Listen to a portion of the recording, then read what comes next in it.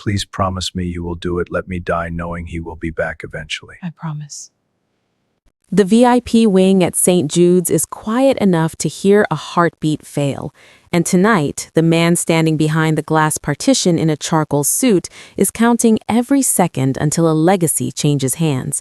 But first, the moment that changed everything. Avery Monroe leans over the bed. Her scrubs is stark blue against the pale sheets. She is the steady hand in this room of dying echoes, the only one who doesn't flinch at the monster in the bed. Then he does the unthinkable. Park Do-yeon, a man who once broke empires with a nod, uses his final surge of strength to claw at Avery's wrist, pulling her face mere inches from his oxygen mask. The room's rhythm shatters, the medical staff freezes, a heart monitor skips a beat, and the air turns heavy with a secret that shouldn't be told. Avery doesn't pull away. She doesn't call for help. She just listens as the dying king whispers a request that would burn the city to the ground. In the shadowed corner of the hallway, behind the heavy observation glass, the man in the dark suit watches her every move. His jaw locks. His fingers tighten on the handle of his briefcase.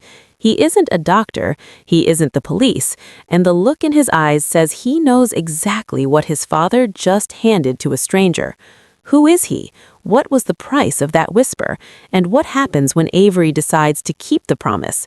Stay, because what follows isn't just a dying wish, it's a transformation. Welcome to the Heart of Soul. Please like, share, and subscribe. The grip is weak but desperate, the kind of touch that carries the weight of a soul trying not to slip away. Avery's breath hitches. Her pulse thrums against the very spot where the old man's fingers dig in. For one long, agonizing second, the entire hospice suite holds its breath. She leans in closer, not because she is forced, but because she is choosing. Park Do-yeon lies there, his gray hair neatly combed, looking like a frail grandfather instead of the syndicate boss who haunted the underworld for 40 years. "Find him," he rasps, the words catching on the edge of a final rattling breath. "Save my son from himself." He says it like a command, like he hasn't just asked a nurse to rewrite a man's destiny, like her heart isn't suddenly tied to a 7-figure wire transfer. Avery's throat tightens. The gravity of the secret burns slow and deep, the kind of burden that changes the shape of a life. The VIP hospice suite at St. Jude's was a chamber of expensive silence, smelling of sandalwood incense and the sharp, metallic tang of ozone from the high-end air purifiers. Park Do-yeon, a man whose name had once chilled the hearts of rivals across the peninsula, was now a fragile landscape of gray skin and shallow breaths. His empire had been reduced to the 4 walls of this room, but his eyes, sunken and yellowed, still burned with a restless, agonizing fire. Avery Monroe moved with the quiet grace of a woman who had seen death many times, but she had never seen it look so desperate. As she leaned over to adjust his pillows, his hand, cold and skeletal, shot out with a strength that defied his failing vitals. His fingers clamped around her wrist, a desperate anchor in a rising tide. Avery didn't pull away. She stayed suspended in the small space between them, her dark eyes meeting his with a steady, clinical compassion that masked a growing unease. "Avery," he rasped, the name catching on a final, rattling breath. "My son, Se-jun, he is walking a path of ghosts. Betrayal has made him blind. He seeks comfort in shadows because he was taught that the light is a lie." A single heavy tear tracked through the deep lines of his face. He wasn't talking about business or bloodlines. He was talking about a father's failure to protect a heart that had been broken long ago.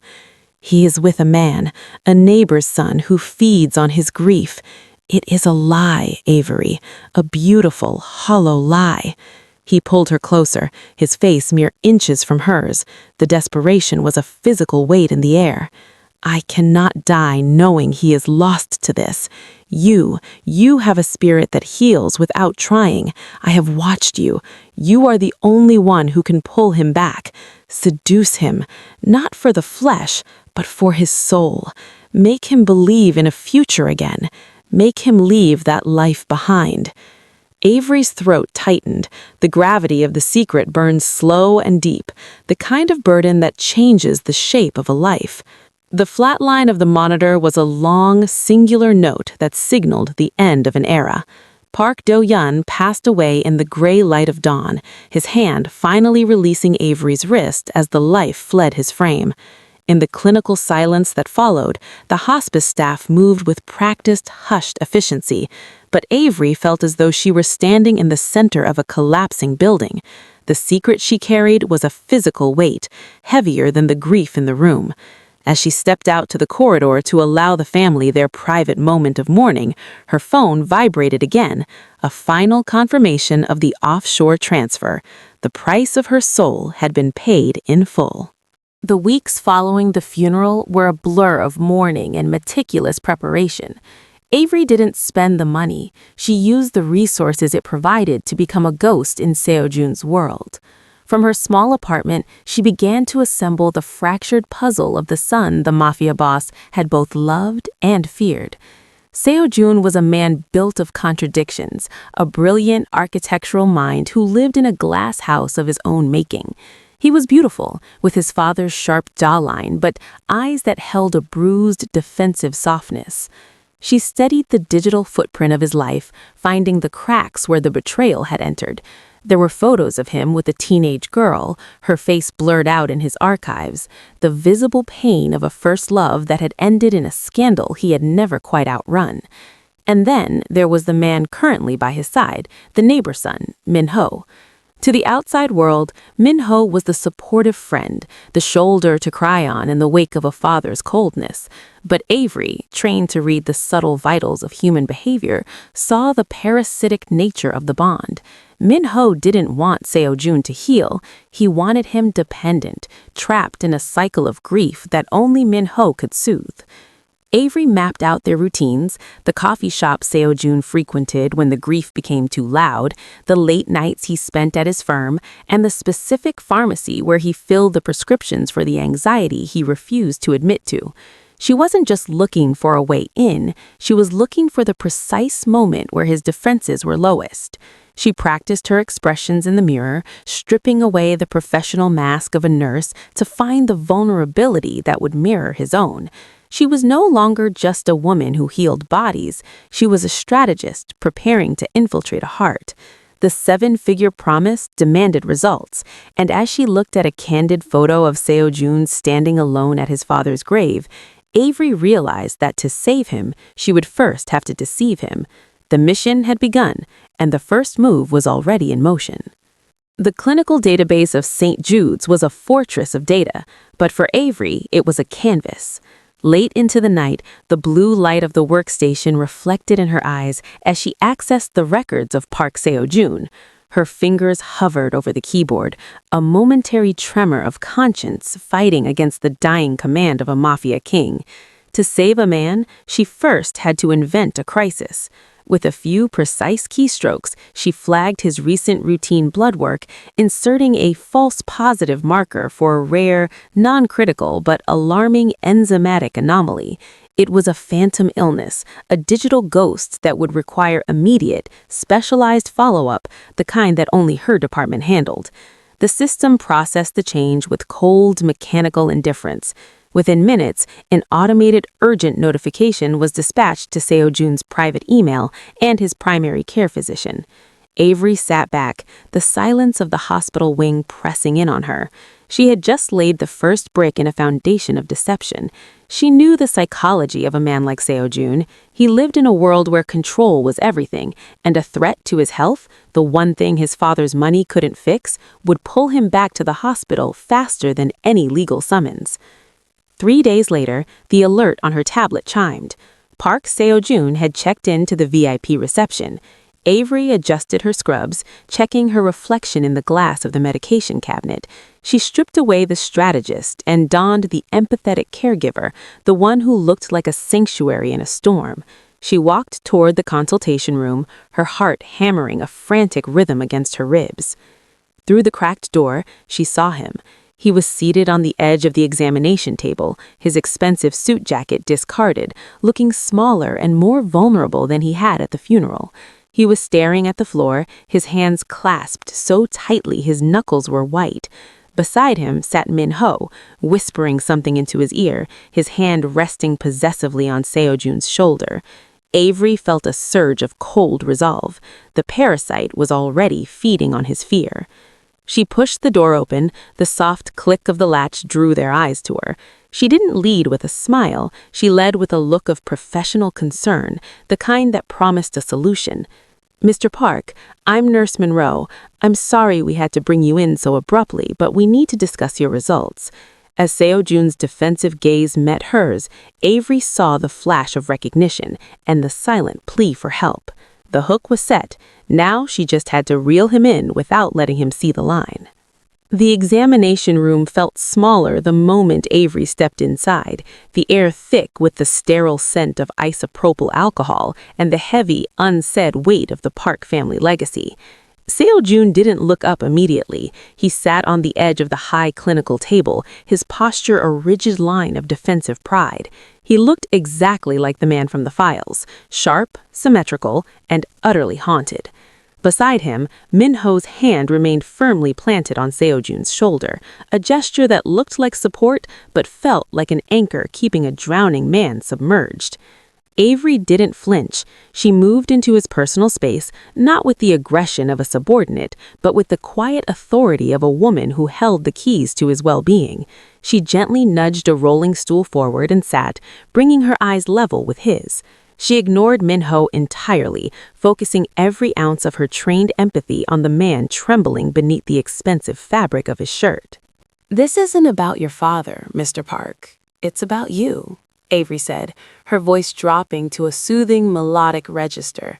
She reached out, her fingers hovering just inches from his hand, offering warmth without forcing contact. "Your markers showed an anomaly that suggests your body is under an extreme level of systemic stress. It's not just a lab result, it's a physical manifestation of grief. You're holding your breath, Seo-jun.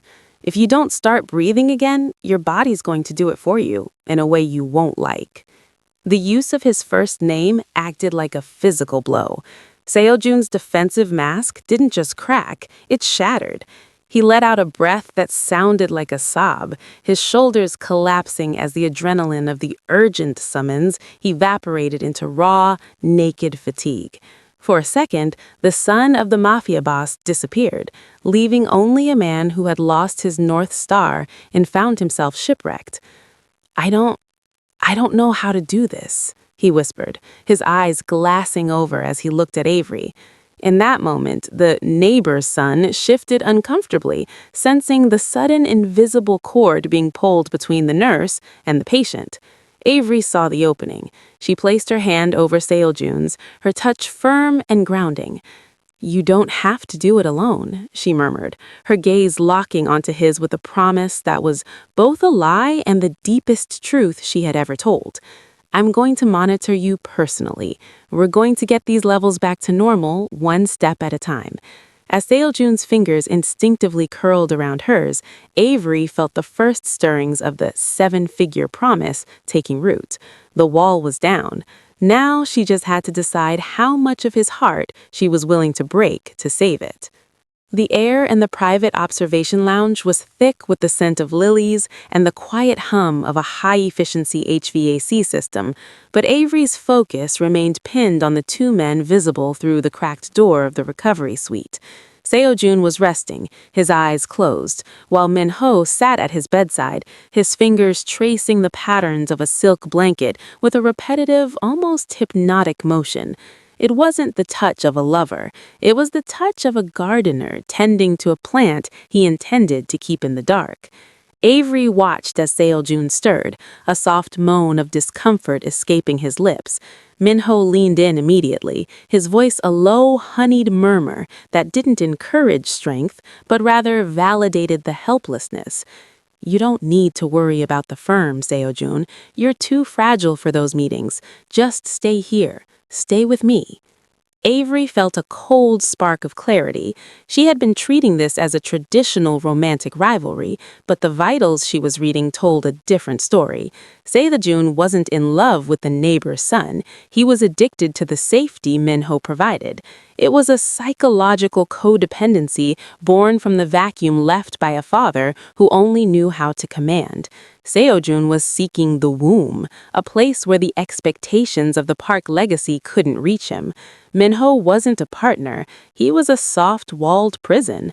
Avery adjusted her chart, her mind shifting gears with the precision of a master tactician. If she continued to play the role of the clinical savior, she would only become another authority figure for Seo-jun to fear. To break the bond, she had to become the controlled risk, the only person who offered him the thrill of the world outside while still holding his hand. She needed to replace Min-ho's numbing comfort with a vibrant, challenging empathy that forced Seo-jun to look up, not just inward. She stepped into the room, her footsteps light but intentional. Min-ho's head snacked up, his eyes narrowing as he sensed the shift in the room's equilibrium. Avery didn't give him time to speak. She walked straight to the window and threw back the heavy blackout curtains, flooding the room with the harsh, unapologetic light of the city afternoon. "The blood work is stabilizing, Seo-jun," she said, her voice bright and bracing, cutting through Min-ho's whispers like a scalpel. She moved to the bed, gently but firmly nudging Min-ho's hand aside to check Seo-jun's pulse. "Your heart rate is too sluggish. You've been in this bed too long. Tomorrow, we're going to walk the terrace. You need to see the horizon, not just these four walls." Seo-jun squinted against the light, his gaze finding Avery's. For the first time, there was a flicker of curiosity in his eyes, a tiny spark of the man who had once designed skyscrapers. Min-ho's grip on the blanket tightened, his mask of kindness slipping to reveal a jagged edge of resentment. Avery met his stare with a calm, professional indifference. The seven-figure promise was no longer a burden. It was a roadmap. She wasn't just pulling Seo-jun toward her, she was teaching him how to stand so he could finally walk away. The hospital garden was a sanctuary of manicured shadows and the scent of night-blooming jasmine, isolated from the sterile hum of the surgical wings. Avery found Seo-jun sitting on a stone bench near a koi pond, the water reflecting the silver sliver of a waning moon. He had slipped away from the recovery suite while Min-ho was distracted by a phone call, seeking the one thing his father's money could never buy, a moment of unobserved silence. He looked smaller in the moonlight, the sharp lines of his face softened by a vulnerability that made Avery's heart skip a beat, not out of strategy, but out of a sudden, inconvenient spark of genuine pity. She didn't startle him. She sat at the far end of the bench, leaving a respectful pocket of air between them.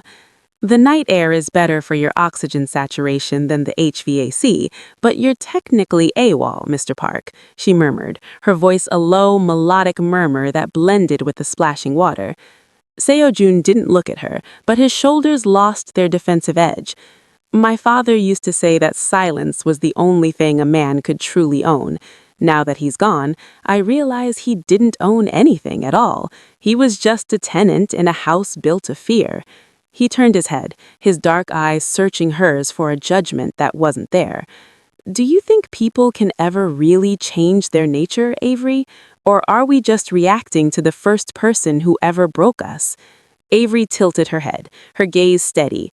"I think we're like bone. We break, we heal, and if we're lucky, the place where the fracture happened becomes the strongest part of us. Who broke you first, Seo-jun?" The question hung in the cool air, heavy and dangerous. Soo-jun looked back at the water, his fingers tracing a jagged scar on his palm that Avery hadn't noticed before. "Her name was Hannah," he whispered, the name sounding like a confession.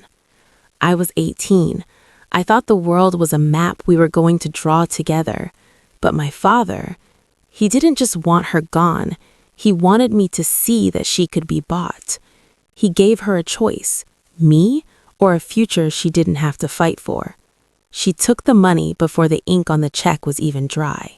Avery felt a cold shiver that had nothing to do with the night breeze. She realized then that Do-yeon hadn't just been a concerned father, he had been the primary architect of his son's cynicism.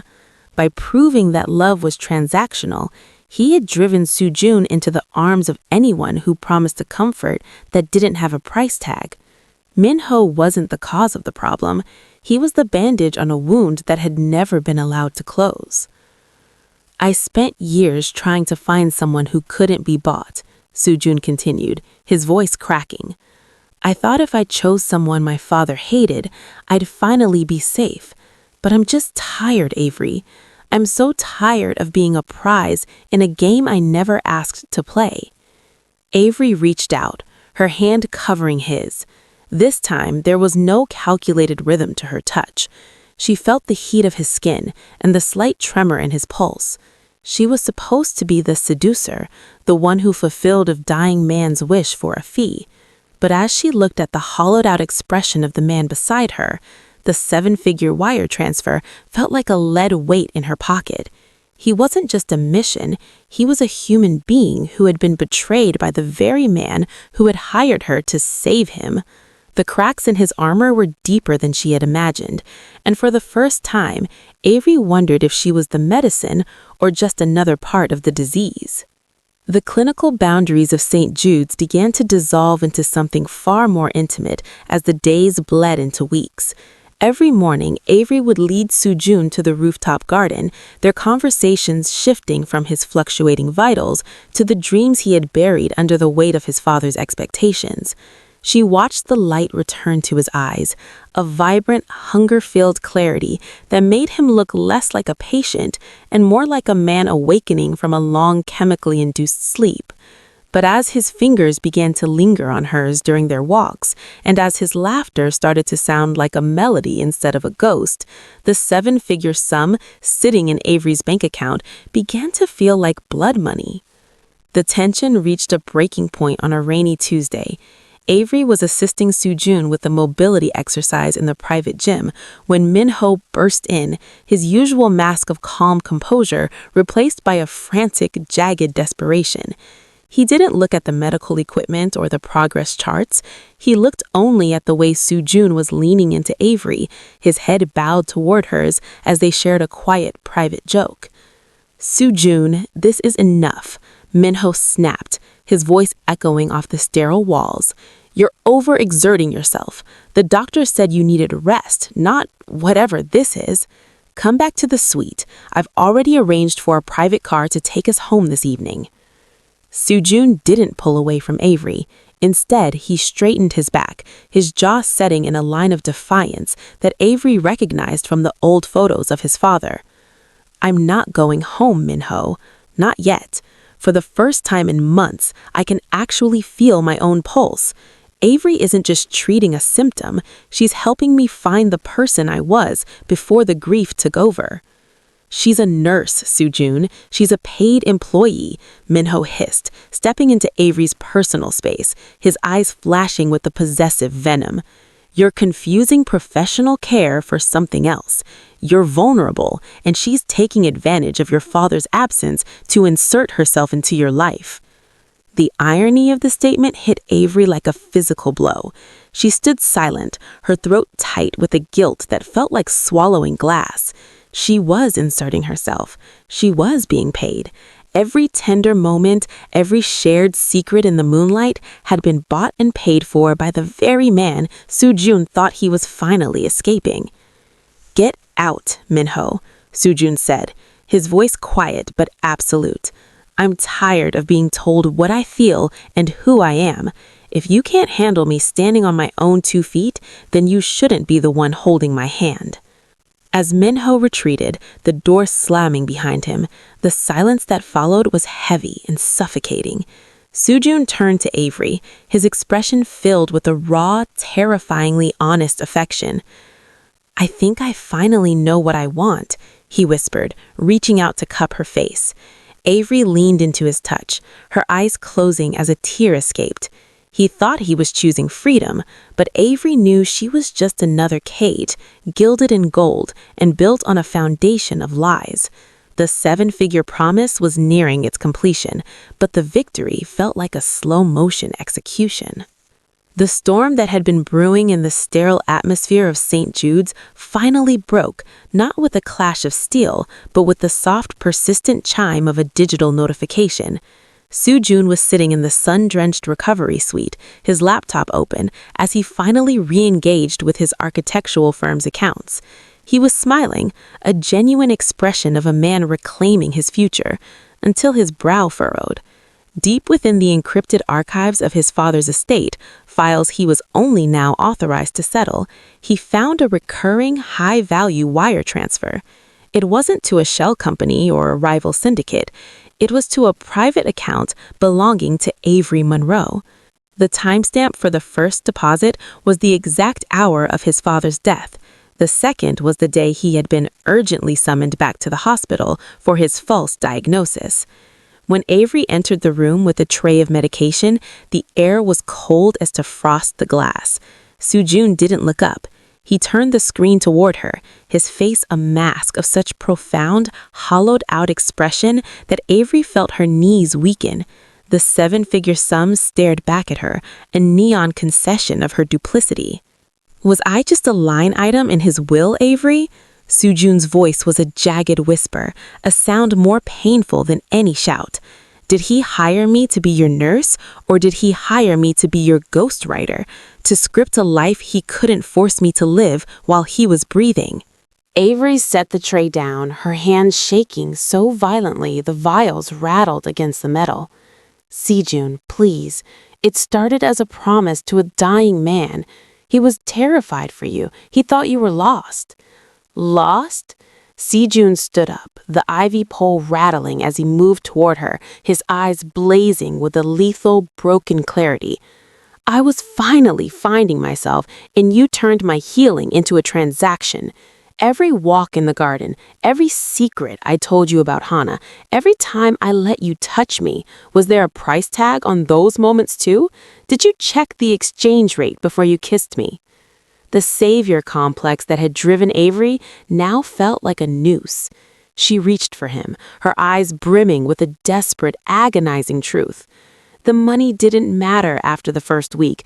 I tried to stop. I tried to tell you. But I saw you coming back to life. I saw you standing up to Minho. I thought if I could just get you to the finish line, the lie wouldn't matter."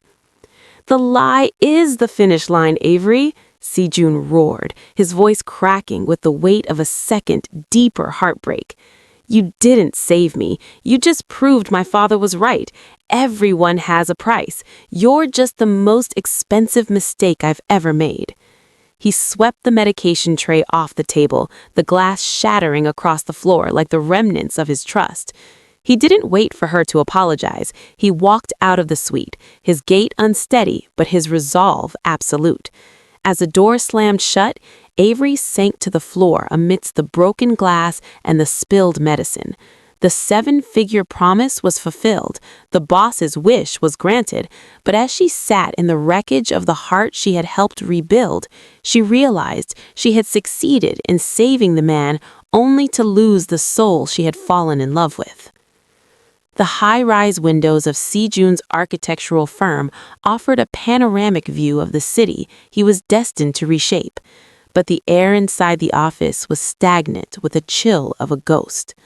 2 weeks had passed since the glass shattered in the VIP suite, and the silence between Avery and Soo-Jun had become a fortress.